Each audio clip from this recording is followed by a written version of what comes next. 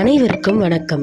இன்று முருகன் பிறந்த கதை பற்றி பார்ப்போம். சூரபத்மன் என்ற அசுரன் பிரம்மா வழங்கிய வரப்பிரசாதத்தின் ஆழத்தில் உரிமையுடன் தேவர்கள் உலகையே ஆட்சி செய்ய தொடங்கினான்.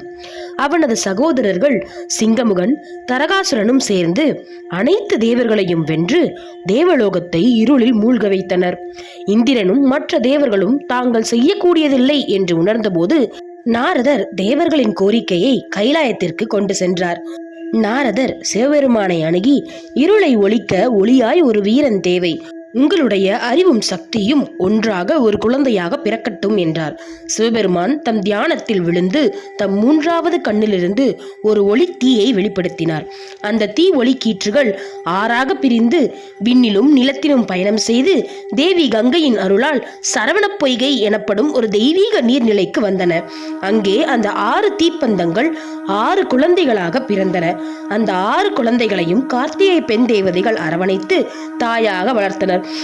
பார்வதி தேவி அவர்களின் தாயாக உருவெடுத்தவுடன் இந்த 6 குழந்தைகளை ஒரே ஆடம்பர உருவாக இணைத்தார்.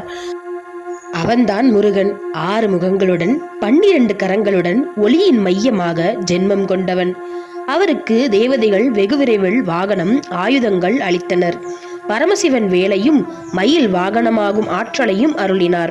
சிறு வயதிலேயே முருகன் வலிமையின் உச்சத்தில் இருந்தார். இப்போது என்ன செய்ய வேண்டும் என்றபோது தேவலோகத்தை இருட்டில் ஆழ்த்திய சூரபத்மனை எதிர்த்து போர் செய்ய வேண்டும் என்பது அனைவரும் கூறிய முடிவு. முருகன் கந்தசஷ்டி நாட்களில் வேலுடன் லட்சக்கணக்கான பூதர்களுடன் அசுரர்களின் புறங்களை நோக்கி படை பெற்றார். சிங்கமுகனை எதிர்த்து கொன்ற முருகன் தரகாசுரனை அவன் தவத்திற்கேற்ப முக்தி அளித்தார். இறுதியாக சூரபத்மனோடு நடந்த போர் 6 நாட்கள் ஓர் அக்னி பெருங்கடல் போல எரிந்தது.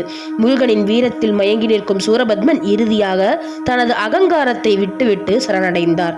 முருகன் அவனை மயிலாகவும் அணியாகவும் மாற்றினார். ஒருவன் வாகனமாக, மற்றொருவன் கொடியாக. இவ்வாறு உலகம் மீண்டும் ஒளியை அடைந்தது. தேவலோகம் மகிழ்ந்தது. பூமி தெய்வீக இசையில் குலுங்கியது. முருகன் வள்ளியும் தேவசேனையையும் மணந்து அன்பும் ஞானமும் ஒன்றாக இருக்கலாம் என்பதை உலகிற்கு காட்டினார். இந்த கதையில் முருகன் ஒரு தெய்வம் மட்டுமல்ல, அறிவும் அருளும் வீரம் கொண்ட வழிகாட்டியும். வாகை சூடும் வெற்றியின் உருவமாக அவர் நம் உள்ளங்களிலும் உறைவாராக இருக்கட்டும். வாழ்க கந்தவேல்.